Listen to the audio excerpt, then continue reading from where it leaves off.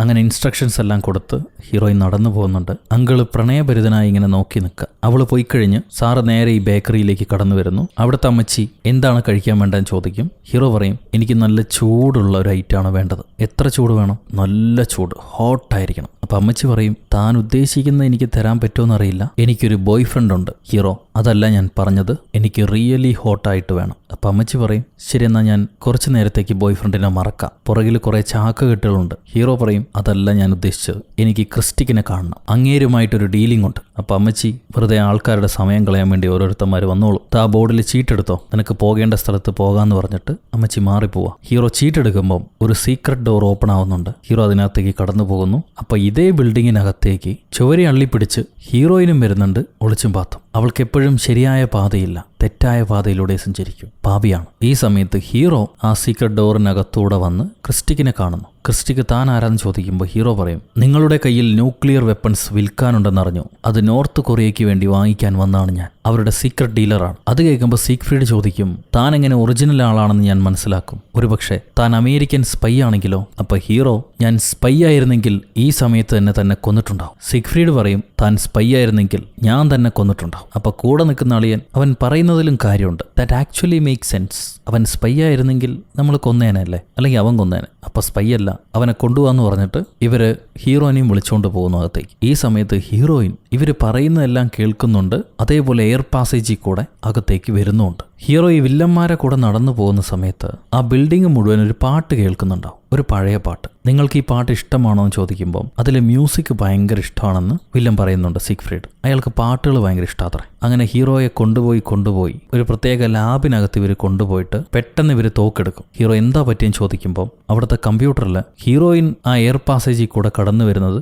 ഇവർ കാണിച്ചു കൊടുക്കും. തന്നെയും തൻ്റെ കൂട്ടുകാരെയും എനിക്കറിയാം, നിങ്ങളെ പ്രതീക്ഷിച്ചിരിക്കുകയായിരുന്നു, കൊല്ലാൻ വേണ്ടിയിട്ടാണ് ഇങ്ങോട്ട് കൊണ്ടുവന്നത്. ഉടനെ ഹീറോ പറയും, ഈ ബിൽഡിങ്ങിന് ചുറ്റും 150 പോലീസുകാർ കാത്തിരിപ്പുണ്ട് തോക്കും വെച്ച്. നീ പറയുന്നത് വിശ്വസിക്കാൻ ഞാൻ മണ്ടനല്ല, ഈ ബിൽഡിങ്ങിന് ചുറ്റും ഞങ്ങൾ ക്യാമറ വെച്ചിട്ടുണ്ട്. കൂടുതൽ മണ്ടത്തരങ്ങളുണ്ടെങ്കിൽ ഈ കുള്ളൻ്റെ അടുത്ത് പറഞ്ഞോ, അവൻ നിന്നെ തീർത്തോളെന്ന് പറഞ്ഞിട്ട് സിഗ്ഫ്രീഡ് ഇറങ്ങിപ്പോ. അപ്പൊ ഹീറോ ഒരു തോക്ക് കാണിച്ച് തനിക്ക് എന്നെ കീഴ്പ്പെടുത്താൻ പറ്റുമെന്ന് വിചാരിക്കണ്ടെന്നും പറഞ്ഞ് പെട്ടെന്ന് ടെലിഫോൺ എടുത്ത് വലിച്ചെറി. അത് അയാളെ മുട്ടുന്നു പോലുമില്ല. എന്നാ പിന്നെ ഒരു പ്രയോഗം കൂടെ നോക്കാന്ന് പറഞ്ഞ് ടേബിളിൽ ആഞ്ഞു ചവിട്ടുമ്പോൾ അത് ആ ഗുണ്ടപ്പന്റെ പോയിന്റിലിടിച്ച് അയാളെ കൺട്രോൾ പോകും. കിട്ടിയ തക്കത്തിന് തലയിലിടിച്ച് അയാളെ ബോധം കെടുത്തിയിട്ട് ഹീറോയിനെ വിളിച്ചു പറയും, നമ്മൾ രണ്ടുപേരെ അവർ തിരിച്ചറിഞ്ഞു, എത്രയും പെട്ടെന്ന് ബിൽഡിങ്ങിൽ നിന്ന് ചാടി രക്ഷപ്പെട്ടു. അവൾ ചാടി ഇറങ്ങി ഓടാൻ തുടങ്ങും. ചുറ്റുഭാഗത്തു നിന്നും ആൾക്കാർ വെടിവെക്കുന്നുണ്ട്. ഈ സമയത്ത് ഹീറോയ്ക്ക് ആ ലാബിൽ നിന്ന് എങ്ങനെയെങ്കിലും പുറത്തു വരണം. പക്ഷെ അവിടുത്തെ ജോലിക്കാരുടെ കണ്ണ് കാണിച്ചാലേ ഈ ഡോർ ഓപ്പൺ ആവുള്ളൂ. അങ്ങനത്തെ മെഷീൻ സെറ്റപ്പാ. ഇപ്പൊ ഗുണ്ടാപ്പീനെ പിടിച്ച് പൊക്കി എടുക്കാനും പറ്റുന്നില്ല, ബോധം കിട്ടതുകൊണ്ട്. അപ്പൊ ഇങ്ങനെ പിടിച്ച് പൊക്കാൻ നോക്കുന്നത് അവിടുത്തെ വേറെ ജോലിക്കാർ വേറെന്തോ പോലെയാണ് കാണുക. എന്തായാലും അവര് പോയി കഴിയുമ്പോൾ ഹീറോ ഇയാളെ പിടിച്ച് പൊക്കി മോന്ത കൊണ്ടുപോയി സ്കാനറിൽ ആഞ്ഞടിച്ച് എങ്ങനെയൊക്കെയോ തുറന്നു. അവിടെ നിന്ന് ഇറങ്ങി അടുത്ത ലാബിലേക്ക് പോകുമ്പോഴാണ് അവിടെ ഒരുപാട് വെപ്പൺസ് ഇവര് പല സ്ഥലങ്ങളിലേക്കും ലോഡ് ചെയ്യുന്ന കാണാം. ഹീറോ അവരാരും കാണാതെ ഇവര് തോക്കുകളൊക്കെ വെച്ചിട്ടുള്ള ഭാഗത്ത് കുറെ ബോംബൊക്കെ സെറ്റ് ചെയ്യും, ചെറിയ ബോംബ്, കയ്യിലുള്ള ബോംബ്. എന്നിട്ട് ഓടി ഹീറോയിനെ ഒന്ന് മീറ്റ് ചെയ്യുന്നു. ഞാൻ ഈ ബിൽഡിങ്ങിൽ പല ഭാഗത്തും ബോംബുകൾ സെറ്റ് ചെയ്തിട്ടുണ്ട്, നമുക്ക് എത്രയും പെട്ടെന്ന് ഇവിടുന്ന് രക്ഷപ്പെടണം എന്ന് പറയും. അപ്പൊ ഹീറോയിൻ, ഈ ബിൽഡിംഗ് മൊത്തം റേഡിയോ ആക്റ്റീവ് മെറ്റീരിയൽസാ, താൻ ബോംബ് സെറ്റ് ചെയ്താൽ വലിയ ബ്ലാസ്റ്റ് ഉണ്ടാവും എന്ന് പറയുന്നുണ്ട്. അപ്പൊ ഹീറോ, ഞാൻ അവരുടെ വെപ്പൺസ് ലാബിൽ മാത്രമേ ബോംബ് സെറ്റ് ചെയ്തിട്ടുള്ളൂ, അതുകൊണ്ട് റേഡിയോ ആക്റ്റീവിനൊന്നും സംഭവിക്കില്ല, അവർക്ക് വെപ്പൺസ് യൂസ് ചെയ്യാൻ പറ്റില്ല, അത്രേ ഉള്ളൂ, നമുക്കിപ്പോൾ പുറത്ത് കിടക്കാമെന്ന് പറഞ്ഞ് ഹീറോ പെണ്ണിനെയും കൊണ്ട് ബിൽഡിങ്ങിന്റെ മണ്ടയിലേക്ക് പോകും. അപ്പോഴത്തേക്കും ബോംബുകളെല്ലാം പൊട്ടാൻ തുടങ്ങിക്കഴിഞ്ഞു. ബിൽഡിങ്ങിന്റെ മണ്ടയിൽ ചെന്ന് ഇവരെ രക്ഷപ്പെടാൻ നോക്കുമ്പോഴാണ് ഗ്രേറ്റ് കാളി ഡോറൊക്കെ തല്ലിപ്പൊളിച്ച് ഇവരെ പിടിക്കാൻ വരുന്നത്. അയാൾ ഡോറ് വലിച്ചെറിയുമ്പോൾ തന്നെ ഹീറോയിന്റെ ബോധം പോയി. പിന്നെ ഹീറോ ചാടി ചവിട്ടാൻ നോക്കിയിട്ടും പെരുത്ത മനുഷ്യന് ഒരു അനക്കൂല. ഒറ്റയിടിക്ക് ഹീറോ നിലത്ത് വീണു. ഹീറോനെ അയാൾ പൊക്കിയെടുക്കുമ്പോൾ അവൻ ലില്ലിപ്പപ്പിയോട് വിളിച്ചു പറയാ, പെണ്ണെ എഴുന്നേക്ക്, ഇവൻ ഒരു ഉമ്മോടെ കൊടുക്ക്, അല്ലെങ്കിൽ എന്നെ ഇവൻ ഇപ്പൊ കൊല്ലും. ഇവള് വലിയൊരു കമ്പി എടുത്തുകൊണ്ട് വന്ന് അവനെ തല്ലുന്നുണ്ട്. പക്ഷെ കാര്യമൊന്നുമില്ല, ഒറ്റ ചവിട്ടിന് അവളെയും തെറിപ്പിച്ചു. അവള് ലോക്കായി. എന്നിട്ട് ഹീറോയുടെ പുറത്തേക്ക് ഇയാൾ ചാടി വീഴും. ഇയാളെ പിടിയെന്നോടി രക്ഷപ്പെടാൻ പറ്റുന്നില്ല. അപ്പോഴാണ് ഹീറോ ഒരു കാര്യം പറയാ, ദിലീപ്, എനിക്ക് നിന്നെക്കുറിച്ച് അറിയാം, നിനക്കൊരു കുടുംബമുണ്ട്, ആ കുടുംബത്തെക്കുറിച്ചും എനിക്കറിയാം. എന്നാൽ നീ അറിയാത്തൊരു കാര്യം ഞാൻ പറയട്ടെ, നിന്റെ ഭാര്യ, അവള് നിന്നെ വിട്ടുപോകാൻ തയ്യാറായി. നീ അവളെ കണ്ടിട്ട് കുറെ കാലമായില്ലേ, ആ വിഷമത്തി അവള് നിന്നെ വിട്ടുപോകാൻ നിൽക്കുക. നിന്നെ ഡിവോഴ്സ് ചെയ്യാൻ വേണ്ടി അവളുടെ ചേച്ചിയും അവളെ നിർബന്ധിക്കുന്നുണ്ട്. അവളുടെ ചേച്ചി ഒരു വൃത്തികെട്ട പെണ്ണാണെന്ന് നിനക്കറിയാം. തിരിച്ചോടി വീട്ടിലേക്ക് ചെല്ല്, നിനക്ക് നിന്റെ ഭാര്യ വേണ്ടേ, നിന്റെ കുട്ടികളെ കാണണ്ടേ, നിനക്ക് കുടുംബമില്ലാതാവും, പറയുന്ന കേൾക്ക് എന്നൊക്കെ പറയുമ്പോൾ കാളി 1 മിനിറ്റ് സ്റ്റെക്കാവും. അപ്പൊ ഹീറോയും വിളിച്ചു പറയുന്നുണ്ട്, ആ തോക്ക് എന്റെ കയ്യിലേക്ക് താ, അവന് വിശ്വസിക്കാൻ പറ്റില്ല എന്ന്. അപ്പൊ ഹീറോ, മനുഷ്യൻ വലുതാണെങ്കിലും അവർക്കുണ്ട് മനസ്സും വേദനയും, നിനക്കത് മനസ്സിലാവില്ല. ഇത് കേൾക്കുമ്പോൾ കയ്യിലെ ഭാരം വലിച്ചെറിഞ്ഞിട്ട് കാളി മെല്ലെ ചെന്ന് ഹീറോയെ കെട്ടിപ്പിടിച്ച് കരയാൻ തുടങ്ങും. താൻ പറഞ്ഞു ശരിയാ, ഭാര്യയുടെ ചേച്ചി ഒരു വൃത്തികെട്ടവളാ, ആ രാക്ഷസി ഞങ്ങളെ പിരിക്കും, അവളെ പിരിക്കാൻ ശ്രമിക്കുക. ഹീറോ പുറത്തു തട്ടി കാളിയെ സമാധാനിപ്പിക്കുന്നുണ്ട്. അത് കഴിഞ്ഞ് ആ ബിൽഡിങ്ങിൽ നിന്ന് രക്ഷപ്പെടാൻ വേണ്ടി റോപ്പ് അടുത്ത ബിൽഡിങ്ങിലേക്ക് വലിച്ചെറിയും. അത് കൊടുങ്ങാതെ നിലത്തേക്ക് വീഴും. അപ്പോഴാണ് കാളി വന്നിട്ട് ഒരു കേബിള് വലിച്ചു പൊട്ടിച്ച് അതീ തൂങ്ങി അടുത്ത ബിൽഡിങ്ങിലേക്ക് ചാടി വീഴുക. എന്നിട്ട് ഹീറോയ്ക്ക് നന്ദിയും പറഞ്ഞിട്ട് പോകും. അപ്പൊ ഹീറോ ആണെങ്കിൽ ഇവനെന്തായി കാണിച്ചത്? അപ്പൊ ആരാ നമ്മളെ രക്ഷപ്പെടുത്തുക? പുള്ളിക്കാരൻ രക്ഷപ്പെടുത്തുമെന്നാണ് ഹീറോ വിചാരിച്ച് അവൻ പാടും നോക്കിപ്പോയി. അപ്പൊ അടുത്ത കേബിള് പൊട്ടിച്ച് ഹീറോയും ചാടുന്നുണ്ട്. പക്ഷെ വിൻഡോ വഴി കയറാതെ ചുമരി തട്ടി തൂങ്ങിക്കിടക്കും. ഇവര് തൂങ്ങിക്കിടക്കുന്നത് വില്ലന്മാര് കണ്ടിട്ട് തുരുതുര ഫയർ ചെയ്യുന്നുണ്ട്. ഹീറോ ആ കേബിളും ലൂസാക്കി മെല്ലെ താഴത്തേക്ക് വന്നിറങ്ങും. ഭാഗ്യത്തിന് രക്ഷപ്പെട്ടു. അവിടുന്ന് പുറത്തേക്ക് ഇറങ്ങിയ ഉടനെ ഇവര് ചീഫിനെ വിളിച്ചു പറയും ആ ബേക്കറിയിൽ വെപ്പൺ ഉണ്ടെന്ന്. എത്രയും പെട്ടെന്ന് ആൾക്കാരെ വിട്ട് അത് കളക്ട് ചെയ്യാൻ പറയും. അങ്ങനെ ആ മിഷൻ കഴിഞ്ഞ് ഇവര് നടന്നു പോകുമ്പോൾ ഹീറോയിനോട് ചോദിക്കുന്നുണ്ട്, എന്തുകൊണ്ടാണ് നീ നിന്റെ ലുക്സ് മാറ്റിയത്, ഈ പ്ലാസ്റ്റിക് സർജറി ചെയ്തതെന്ന്. അപ്പൊ ഹീറോയും പറയും, എനിക്ക് വർക്കിൽ ഫോക്കസ് ചെയ്യാൻ പറ്റിയില്ല, ഞാനൊരു മിഷൻ ഫെയിലാക്കി, എന്നെ എനിമീസ് തിരിച്ചറിഞ്ഞു. അതിന് കാരണം കൂടെ വർക്ക് ചെയ്തിരുന്ന ആളുമായിട്ട് ഞാൻ പ്രണയത്തിലായതാണ്. പ്രണയം നമ്മളെ വഴിതെറ്റിക്കും, എനിക്കതാണ് സംഭവിച്ചത്. അതുകൊണ്ട് ഞാൻ ആ പ്രണയം വേണ്ടെന്ന് വെച്ചു, എൻ്റെ ലുക്സ് മാറ്റി, എന്നിട്ട് വീണ്ടും ഫീൽഡിലേക്ക് ഇറങ്ങി. ഹീറോയിൻ അവിടെ കഥ പറഞ്ഞുകൊണ്ടിരിക്കുമ്പോൾ ഇവിടെ സീഗ്ഫ്രീഡും അവൻ്റെ അടിയാൾക്കാരും അവർ ബേക്കറിയിൽ നിന്ന് രക്ഷപ്പെട്ട് കുറെ വെപ്പൺസ് ഒക്കെ ആയിട്ട് ലോസ് ഏഞ്ചൽസിലേക്ക് പോകുന്നുണ്ട്, അമേരിക്കയിലേക്ക്. കൂടെ ഗ്രേറ്റ് കാളിയും കാണും. പുള്ളിക്കാരനെ എന്തോ ഒരു ജോലി സീഗ്ഫ്രീഡ് ഏൽപ്പിക്കുന്നുണ്ട്. കട്ട് ചെയ്ത ഹീറോ പിറ്റേ ദിവസം ഹീറോയിനെ കാണാൻ വരുമ്പം റോക്കും കൂട്ടാളികളും അവരെ ചീഫ് പറഞ്ഞനുസരിച്ച് ഇവര് കൊടുത്ത അഡ്രസ്സ് ആ ബേക്കറിയിലേക്ക് പോയി അവിടെ വെപ്പൺസ് ഉണ്ടോ എന്ന് നോക്കുമ്പോൾ വെപ്പൺസ് ഒന്നുമില്ല, എല്ലാം കാലിയാ. അങ്ങനെയാണെങ്കിൽ ഹീറോ കൊടുത്ത ഇൻഫർമേഷൻ ഫോൾസ് ആണോ? എന്തുകൊണ്ട് അവിടെ വെപ്പൺ ഇല്ലാതായി? നീ അവിടെ വെപ്പൺസ് കണ്ടിരുന്നോ എന്ന് ചീഫ് ഹീറോയിനോട് ചോദിക്കും. ഹീറോയും പറയും, ഇല്ല, ഹീറോ മാത്രമാണ് വെപ്പൺസ് ഉള്ളത് കണ്ടത്, ബാക്കിയുള്ള കാര്യങ്ങൾ എനിക്കറിയില്ല. അപ്പൊ ചീഫ് അങ്ങനെയാണെങ്കിൽ ഹീറോയെ സൂക്ഷിക്കണം, അവനൊരു പക്ഷെ ഡബിൾ ഏജന്റ് ആവാനുള്ള സാധ്യതയുണ്ടെന്ന് അവർ പറയും. ഇവർക്കെല്ലാവർക്കും സംശയമായി. എന്നാൽ ഹീറോ ആണെങ്കിൽ ഹീറോയിൻ ഏതോ വില്ലന്മാരുടെ കൂടെയാണ് സംസാരിക്കണമെന്ന് വിചാരിച്ചിട്ട് നീ ആരുമായിട്ടാണ് കച്ചവടം ഉറപ്പിക്കുന്നത്? സീഗ്ഫ്രീഡ് ആയിട്ടാണോ? ഫോൺ വാങ്ങിച്ച് ചെവിയിൽ വയ്ക്കും. നോക്കുമ്പോൾ അത് ചീഫാണ്. ചീഫ്, നിങ്ങളായിരുന്നോ ഫോണിൽ എന്ന് പറയുമ്പോഴേക്കും ഈ മൊബൈലിനകത്തുനിന്ന് ഒരു ഗ്യാസ് റിലീസാവും. അത് ആളെ മയക്കാനുള്ള ഗ്യാസാണ്. അത് അടിച്ച ഉടനെ ഹീറോ ബോധം കെട്ട് വീഴും. പിറ്റേന്ന് കണ്ണു തുറക്കുമ്പം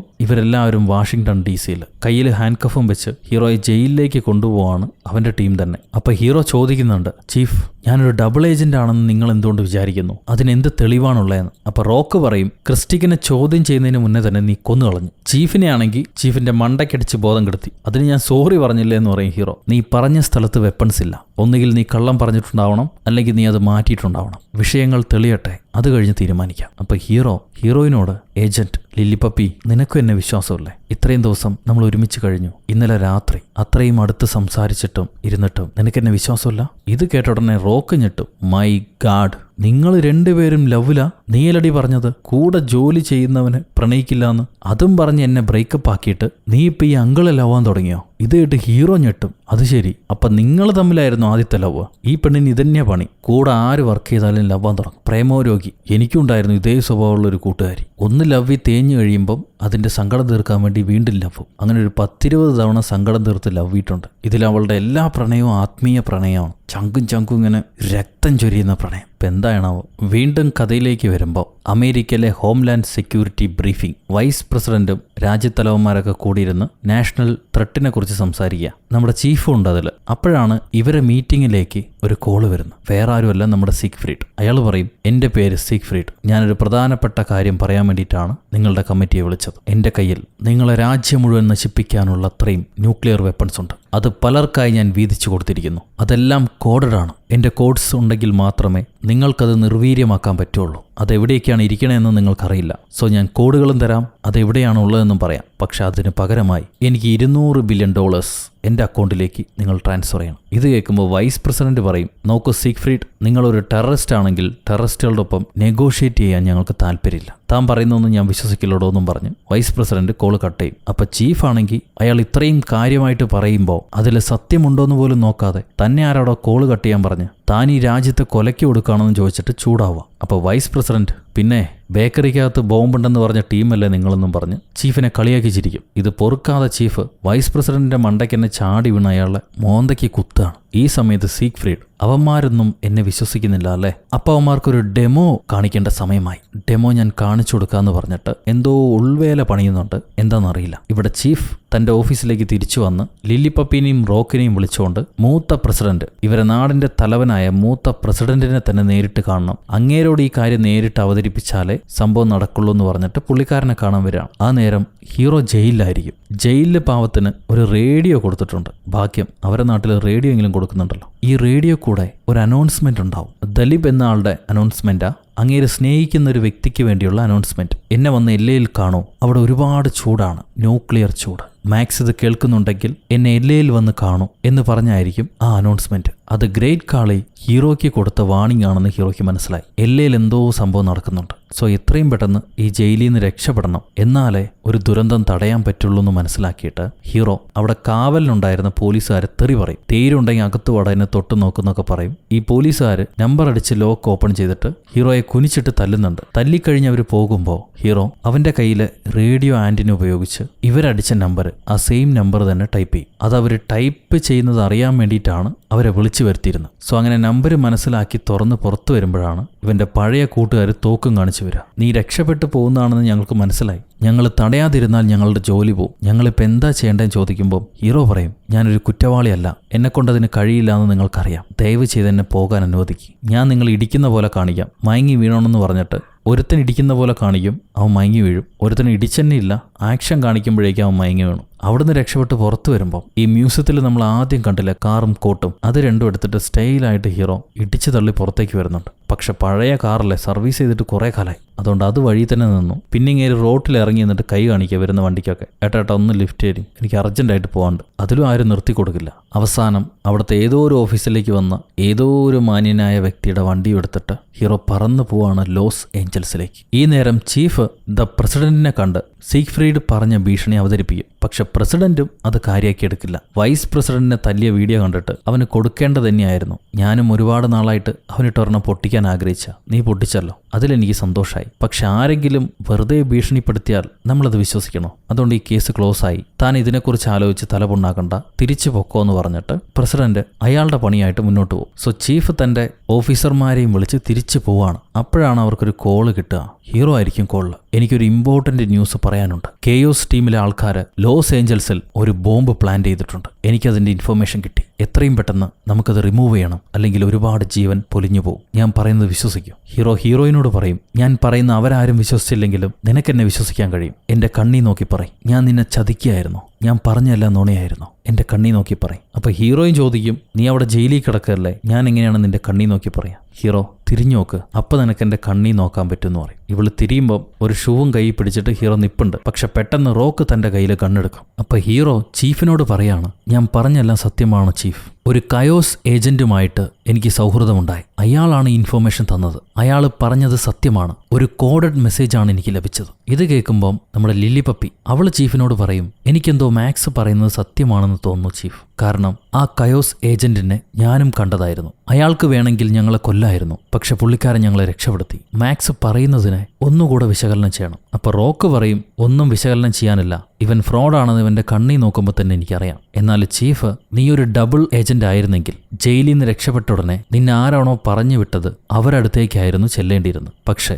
ജീവനിൽ ഭയമില്ലാതെ നീ ഇങ്ങോട്ട് വന്നെങ്കിൽ നീ ഞങ്ങളുടെ ഏജന്റ് തന്നെയാണ്. നീ പറയുന്നത് ഞാൻ വിശ്വസിക്കുന്നു. നമ്മൾ ഇനി എന്താ ചെയ്യേണ്ടതെന്ന് ചോദിക്കുമ്പോൾ ഹീറോ, ആ എനിമീസ് എന്തായാലും നമ്മുടെ പ്രസിഡന്റിനെ ആയിരിക്കും ടാർഗറ്റ് ചെയ്തിട്ടുണ്ടാവുക. അങ്ങേരെ എല്ലയിൽ ഇന്ന് ഏത് ഇവന്റാണോ അറ്റൻഡ് ചെയ്യാൻ പോകുന്നത് ആ ഇവന്റിലേക്ക് നമുക്ക് പോകണം. അവിടെ ആയിരിക്കണം ബോംബ് പ്ലേസ് ചെയ്തിട്ടുണ്ടാവുക. ഇതും പറഞ്ഞവർ പുറപ്പെടുമ്പോൾ ഇവിടെ സീഗ്ഫ്രീഡ് കാളിയോട് പറയും, നീയാണ് മാക്സിനെയും കൂട്ടുകാരെയും രക്ഷപ്പെടുത്തിയതെന്ന് CCTVയിലൂടെ ഞാൻ കണ്ടിരുന്നു. ഇനിയും നീ ഡബിൾ പ്ലേ ചെയ്യാൻ ശ്രമിച്ചാൽ നിന്റെ ഭാര്യയെ ഞാൻ കൊന്നുകളയും. അതുകൊണ്ട് ഇപ്പൊ ഏൽപ്പിച്ച പണി നീ വൃത്തിയായിട്ട് ചെയ്യുക. അത് കഴിഞ്ഞ് നമ്മൾ തമ്മിലുള്ള കണക്ക് തീർക്കാം. പോയിട്ട് വാന്നും പറഞ്ഞ് പാപ്പൻ കാളിയുടെ കയ്യിൽ എന്തോ ഒരു പൊതിയും കൊടുത്ത് ഇങ്ങേര് വേറെ എന്തോ ഒരു പെട്ടിയുമായിട്ട് പ്രസിഡന്റ് വരാൻ പോകുന്ന ഒരു വലിയ ഓഡിറ്റോറിയം ഉണ്ട്, ഇഗ്ലൂ ഓഡിറ്റോറിയം. അതിനകത്തേക്ക് ചെല്ലും. കാളി ഈ ഓഡിറ്റോറിയത്തിന്റെ പുറത്ത് നിന്ന് ഒരു സൂട്ട് കേസ് ആരും അറിയാതെ ഈ ഓഡിറ്റോറിയത്തിനകത്തേക്ക് ഇറക്കുന്നുണ്ട്. അപ്പോൾ ഈ ബിൽഡിങ്ങിനകത്തേക്ക് നേർവഴിയിലൂടെ ചെന്ന സീഗ്ഫ്രീഡ് അകത്ത് നിന്ന് ഈ സൂട്ട് കേസ് പുറത്തേക്ക് എടുക്കും. അതിനകത്താണ് വെപ്പൺ ഒളിച്ചു വെച്ചിരിക്കുന്നത്. ഈ നേരം ഹീറോയും ചീഫും കൂട്ടുകാരും ഈ ഓഡിറ്റോറിയത്തിലേക്ക് വരുന്നുണ്ട്. പക്ഷെ അവിടെയുള്ള സെക്യൂരിറ്റി ഇവര് പറയുന്നത് വിശ്വസിക്കില്ല. ബേക്കറിയിൽ ബോംബ് ഉണ്ടായിരുന്നു എന്ന് പറഞ്ഞ ടീമല്ലേ നിങ്ങൾ, പോയി മറ്റേതെങ്കിലും ബേക്കറി പരിശോധിക്കുന്നും പറഞ്ഞ് കളിയാക്കി ഇവരെ പറഞ്ഞോടും. ഈ നേരം ഓഡിറ്റോറിയത്തിനകത്ത് വലിയൊരു മ്യൂസിക് പ്രോഗ്രാം നടക്കുന്നുണ്ട്. അത് കാണാനാണ് പ്രസിഡന്റ് വന്നിരിക്കുന്നത്. ഇപ്പം അകത്തേക്ക് കയറാൻ പറ്റാത്തതുകൊണ്ട് ഹീറോയും ടീമും മറ്റെന്തെങ്കിലും വഴി കിട്ടുമോ എന്ന് അന്വേഷിക്കുകയായിരിക്കും. അപ്പോഴാണ് റോക്ക് പറയുക, ആ കൊള്ളക്കാരന് ഈ ഓഡിറ്റോറിയം മാത്രമേ കിട്ടിയുള്ളൂ. ലോസ് ഏഞ്ചൽസിൽ നശിപ്പിക്കാൻ വലിയ വലിയ ബ്രിഡ്ജുകളുണ്ട്, കുത്തബ് മിനാറുണ്ട്, ആഗ്ര കോട്ടമതിലുണ്ട്, അതൊന്നും നശിപ്പിക്കണ്ടേ? ഉടനെ ഹീറോ, നിനക്കെന്താ ഞങ്ങളെ ദിശ തിരിച്ചു വിടാൻ ഇത്ര ഉത്സാഹം? 1 മിനിറ്റ് കാത്തിരിക്കുന്നും പറഞ്ഞ് ഹീറോ തന്റെ വാച്ച് ചെക്ക് ചെയ്യുമ്പോൾ അതിലെ ബീപ്പ് സൗണ്ട് കേൾക്കാം. റോക്കിന്റെ ശരീരത്തിൽ നിന്നും റേഡിയോ ആക്ടിവിറ്റി ലഭിച്ചിട്ടുണ്ട്. അതാണ് വാച്ച് ഇങ്ങനെ റിങ് ചെയ്യുന്നത്. സോ റീസെൻ്റായി നീ ന്യൂക്ലിയർ വെപ്പൺസ് ഹാൻഡിൽ ചെയ്തിട്ടുണ്ട്. സത്യം പറ. ഇത് കേട്ട് അവൻ പരിഭ്രമിച്ച് നിൽക്കുക. അപ്പൊ ഹീറോയും ചോദിക്കും, ആ ബേക്കറിയിൽ വെപ്പൺസ് ഉള്ള കാര്യം ഞങ്ങൾ പറഞ്ഞപ്പോൾ ചെക്ക് ചെയ്യാൻ പോയത് താൻ മാത്രമായിരുന്നു, എന്നിട്ട് അവിടെ ഒന്നുമില്ല എന്നാണ് താൻ പറഞ്ഞത്. അങ്ങനെയാണെങ്കിൽ താൻ ആ വെപ്പൺസ് എവിടെയെങ്കിലും മാറ്റി വെച്ചിട്ടുണ്ടോ? ഇതിവർ ചോദിക്കുമ്പോൾ റോക്കിന്റെ ബ്ലഡ് പ്രഷർ കൂടുന്നുണ്ട്. പഴയ മുറിവ് ലീക്ക് ചെയ്യുന്ന കാണാം.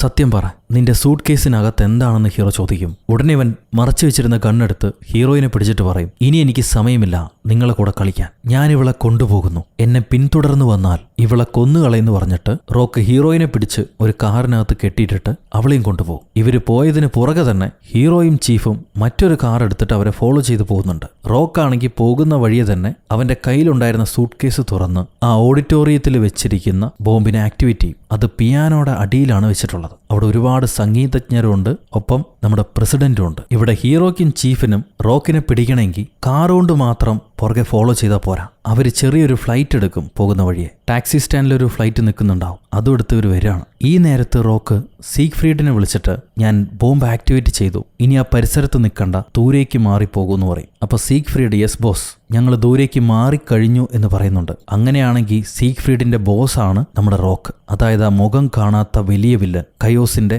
യഥാർത്ഥ ക്യാപ്റ്റൻ റോക്കാണ്. ഇപ്പൊ ഹീറോയും ചീഫും ആ കുഞ്ഞു വിമാനത്തിൽ എങ്ങനെയൊക്കെയോ പറന്നു വന്നിട്ട് അത് ഈ കെട്ടിവെച്ചിരിക്കുന്ന വള്ളിയിലേക്ക് ഹീറോ തൂങ്ങിയിറങ്ങും. ലില്ലിപ്പപ്പി നോക്കുമ്പോൾ ഏതോ ഒരുത്തൻ സ്പൈഡർമാനെ പോലെ തൂങ്ങിയാടി വരുന്നുണ്ട്. ഹീറോ ആ കയറ് പിടിച്ചുകൊണ്ട് തന്നെ ഈ കാറിലേക്ക് ചാടി വീണിട്ട് കയറും കാറുമായിട്ട് ലോക്ക് ചെയ്യും. എന്നിട്ട് റോക്കുമായിട്ട് പൊരിഞ്ഞ യുദ്ധം. പെണ്ണും ചെക്കനും രണ്ടുപേരും റോക്കിനെ ഇടിക്കുന്നുണ്ട്, മിതിക്കുന്നുണ്ട്. എന്നാലും അവൻ പിടിവിടുന്നില്ല. ഇപ്പൊ ഫ്ലൈറ്റ് കാറിനെ വലിച്ച് ഒരു റെയിൽവേ ട്രാക്കിലേക്ക് ഇട്ടു. എന്നിട്ട് അതെങ്ങനെയൊക്കെയോ കയറും മൂരി ഈ കാറുമായിട്ടുള്ള പിടിവിട്ടിട്ട് കാറിന്റെ പുറകെ തന്നെ പറന്നു വരുന്നുണ്ട്. നമ്മുടെ ചെക്കനും പെണ്ണും എങ്ങനെയെങ്കിലും ആ ഫ്ലൈറ്റിൽ കയറി രക്ഷപ്പെടാൻ നോക്കുക. പക്ഷെ റോക്ക് വിടുന്നില്ല. ഹീറോയുടെ കഴുത്തിന് കുത്തിപ്പിടിച്ച് ലോക്ക് ചെയ്യുമ്പോൾ അവസാനം അറ്റ കൈ പ്രയോഗം. ഹീറോ റോക്കിനെ വലിച്ചു പിടിച്ചൊരു ചുംബ കൊടുക്കും.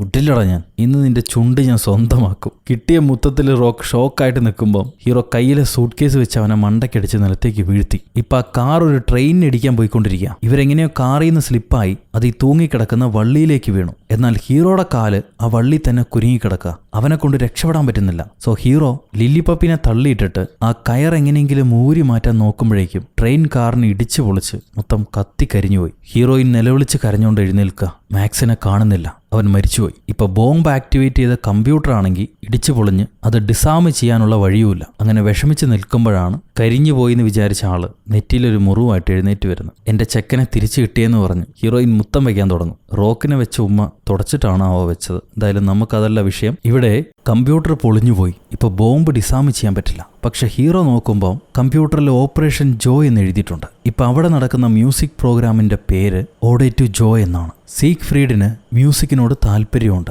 എല്ലാം കൂടെ കൂട്ടിക്കഴിച്ച് നോക്കുമ്പോൾ അവിടെ നടക്കുന്ന മ്യൂസിക് തന്നെയാണ്, ആ മ്യൂസിക് പ്രോഗ്രാമിലുള്ള മ്യൂസിക് തന്നെയാണ് ഈ ബോംബിന്റെ ട്രിഗർ ആയിട്ട് വെച്ചിട്ടുള്ളത്. അങ്ങനെയാണെങ്കിൽ ആ കൺസേർട്ട് സ്റ്റോപ്പ് ചെയ്താൽ മതി. ഉടനെ ഹീറോ ചീഫിനെ വിളിച്ചു പറയും, എങ്ങനെയെങ്കിലും ആ കൺസേർട്ട് സ്റ്റോപ്പ് ചെയ്യണം. ആ പാട്ട് മുഴുവൻ അവസാനിക്കുന്ന സമയത്ത് അവസാനിക്കുന്ന അവസാനത്തെ മ്യൂസിക് നോട്ട്സിലാണ് ഈ ബോംബ് ട്രിഗർ ആവാനുള്ള സെറ്റപ്പ് ചെയ്തിരിക്കുന്നത്. സോ പാട്ട് പകുതിക്ക് നിർത്തുകയാണെങ്കിൽ രക്ഷപ്പെടാം. ഇപ്പൊ ചീഫ് താൻ ഓടിച്ചോണ്ട് വന്ന ഫ്ലൈറ്റ് ഓഡിറ്റോറിയത്തിന് ഫ്രണ്ടിലെ റോട്ടിൽ തന്നെ ഇറക്കും. അപ്പൊ അവിടെ പാർക്കിങ്ങിൽ ജോലി ചെയ്യുന്ന രണ്ടുപേരും ഈ വണ്ടി എവിടെയാണോ നമ്മൾ പാർക്ക് ചെയ്യാന്ന് പറഞ്ഞ് മുഖത്തോട് മുഖം നോക്കുന്നുണ്ട്. ഇപ്പൊ പാട്ട് തീരാനായി. ബോംബിലെ ടൈം 60% കഴിഞ്ഞു. ചീഫ് എത്തുന്ന സമയത്ത് തന്നെ ഹീറോയിനും അവിടെ എത്തിക്കഴിഞ്ഞു. അകത്ത് കാര്യമായ രീതിയിൽ പരിപാടി നടന്നുകൊണ്ടിരിക്കുക. ഒരു മുത്തശ്ശൻ അതിനെ നയിക്കുന്നു. ഹീറോ ഓടിച്ചെന്ന് ആ മുത്തശ്ശനെ ഇടിച്ച് അടുത്ത താളിയിലേക്ക് വീഴും. ഇത്രയും നേരം ബോറടിച്ചിരുന്ന പ്രസിഡന്റ് എഴുന്നേറ്റ് കൈയടിക്കുന്നുണ്ട്. അത് കാണുമ്പോൾ ബാക്കിയുള്ളവരും കൈയടിക്കും. എന്താ സംഭവിച്ചതെന്ന് മനസ്സിലാവില്ല. ഹീറോയിൻ ഓടി വന്നിട്ട് അയാൾ പ്രോഗ്രാം നശിപ്പിക്കാൻ വന്നതല്ല, ഇവിടെ ഒരു ബോംബുണ്ട്,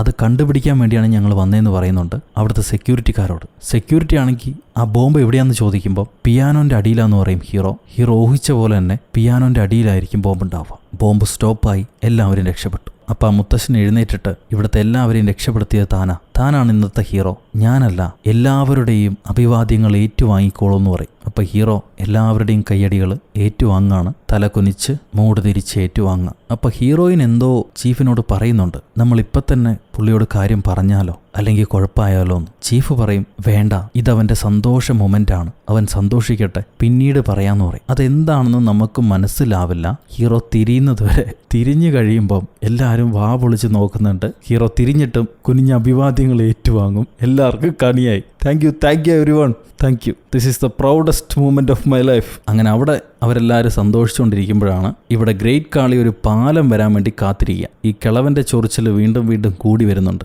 ഒരുപാട് വർത്താനം പറയുമ്പോൾ ഒറ്റ ഇടിയ സീഗ്ഫ്രീഡിനെ കാളി ഇടിച്ചു തെറിപ്പിച്ചു. അയാൾ വീണ് കഴിയുമ്പോഴാണ് പുറകിരിക്കുന്ന അളിയൻ പറയുക, ഞാൻ ഈ മൂമെന്റിന് വേണ്ടി എത്ര നാളായിട്ട് കാത്തിരിക്കുകയാണെന്ന്. സോ ആ ഗുണ്ടപ്പനും കാളിയും കൂടെ പ്ലാൻ ചെയ്തായിരുന്നു സീഗ്ഫ്രീഡിനെ തട്ടാൻ. അങ്ങനെ ആ വില്ലന്റെ കഥയും തീർന്നു. ഇപ്പോൾ മിഷൻ സക്സസ് ആയിട്ട് തീർത്തുകൊണ്ട് ഹീറോയ്ക്കും ഹീറോയിനും വിരുന്നാണ് അവരെ ഓഫീസിൽ വെച്ചിട്ട്. അങ്ങനെ സന്തോഷത്തോടെ വിരുന്നും കഴിഞ്ഞ് തൻ്റെ പട്ടിക്കുട്ടിയുമായിട്ട് ഹീറോ തിരിച്ചു പോകുന്നു. എന്നാലും ആൾക്കൊരു മാറ്റവുമില്ല. മോന്തയിൽ ഇപ്പോഴും അമ്പ് കയറുന്നുണ്ടെന്നും കാണിച്ചിട്ട് ഈ സിനിമ അവസാനിക്കുന്നു. സോ ഗൈസ്, കഥ എങ്ങനെയുണ്ട്? നിങ്ങൾക്ക് ഇഷ്ടപ്പെട്ടു എന്ന് വിചാരിക്കുന്നു. നിങ്ങളുടെ അഭിപ്രായം കമൻറ്റിലൂടെ രേഖപ്പെടുത്തൂ. ലൈക്ക് ചെയ്യാനും ഷെയർ ചെയ്യാനും പുതിയ കൂട്ടുകാരെല്ലാവരും ചാനൽ സബ്സ്ക്രൈബ് ചെയ്യാനും ഒരിക്കലും മറക്കരുത്. അടുത്തൊരു അടിപൊളി കൊറിയൻ സിനിമയായിട്ട് നമുക്ക് കണ്ടുമുട്ടാം. പിന്നെ കഴിഞ്ഞ വീഡിയോയിൽ എയർ ബാഗിന് ഹാൻഡ് ബാഗ് എന്ന് പറഞ്ഞത് ഞാൻ പാതി ഉറക്കത്തിൽ പറഞ്ഞല്ല, ഞാൻ നിങ്ങൾ കഥ ശ്രദ്ധിക്കുന്നുണ്ടോ എന്നറിയാൻ വേണ്ടി പറഞ്ഞ. ഇടയ്ക്ക് ഞാനിങ്ങനെ ടെസ്റ്റൊക്കെ ചെയ്യും, ശ്രദ്ധിച്ചിരുന്നോണം. കുറച്ച് പേര് ശ്രദ്ധിക്കുന്നുണ്ട്, കൺഗ്രാജുലേഷൻസ്. എന്നാലും എനിക്കൊരു എഡിറ്റർ ഉണ്ടായിരുന്നു, പുള്ളിക്കെങ്കിലും പറഞ്ഞുകൂടായിരുന്നോ മനുഷ്യനെ നാളം കെടുത്താൻ? ഞാൻ എന്ത് പറഞ്ഞാലും ശരിയാ, പോത്തിന് ചെമരിയാടാന്ന് പറഞ്ഞാലും പുള്ളി അംഗീകരിക്കും. എന്നാലും ഒന്ന് പറയായിരുന്നു. ഇനിയും ഞാൻ ടെസ്റ്റ് ചെയ്യും, കരുതിയിരുന്നോ. വീണ്ടും കാണാം. മുതിദേയി അന്യോങ്ങി ജംസായോ ഡാം അങ്ഷാമങ്ഷാമെന്നായോ. അണ്ടിൽ തൻ ഇറ്റ്സ് ബൈ ഫ്രം ഒരു കഥ